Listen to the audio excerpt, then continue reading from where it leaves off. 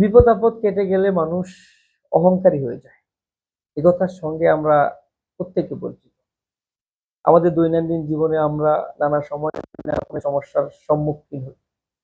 যদিও আল্লাহ তাআলা যেকোনো বিপদ আপদে ফেলার আগ মুহূর্তে আমাদের জন্য একটা সমাধানের রাস্তা তৈরি করেই আমাদেরকে বিপদে ফেলেন। আমরা যখন সেই বিপদ থেকে উদ্ধার হই, রক্ষা পাই, আমরা সেই কথাটা আর মনে রাখি না। আমাদের অতীতের গল্প আমরা ভুলে যাই। আমরা পুনরায় আমাদের কাজগুলো করে যাই, আমাদের অপকর্মগুলো করে যাই। যে কাজগুলো আমাদের না করলেই চলে আমরা সেগুলোই বেশি বেশি করি। এবং একটা পর্যায়ে যখন আবার আমরা বিপদে পড়ি তখন আবারও সেই পেছনের গল্পের কথা মনে পড়ে। একথা বলার অন্যতম কারণ হচ্ছে একটা পরিবর্তিত দেশের পরিস্থিতিতে যারা বিপদে ছিলেন, পট পরিবর্তনের আগ মুহূর্তে তারা এখন অনেকটা অতীত ভুলে গিয়েছে। আমরা অনেকের আচরণ দেখে, অনেকের ব্যবহার দেখে, অনেকের কৃতকর্ম দেখে আমরা হতাশ হই।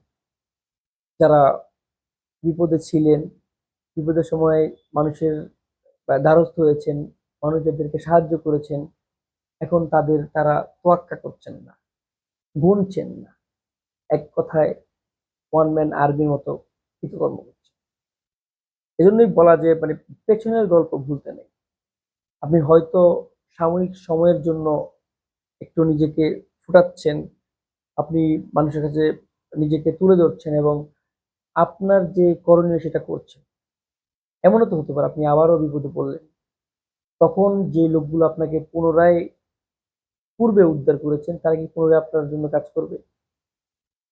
বিপদ কেটে গেলে মানুষ অহংকারী হয়ে যায়। এটা থেকে আমাদের বেরিয়ে আসতে হবে। আমরা এখন পর্যন্ত যেসব জিনিস দেখেছি, যেসব জিনিস আমাদের সঙ্গে ঘটেছে, এটা অপ্রত্যাশিত ছিল। পরিবর্তিত এই দেশে আমরা ভেবেছিলাম মানুষ অতীত ভুলে বা অতীতের কৃতকর্ম ভুলে ভালো কাজে মন দিয়ে সামনে এগিয়ে যাবে।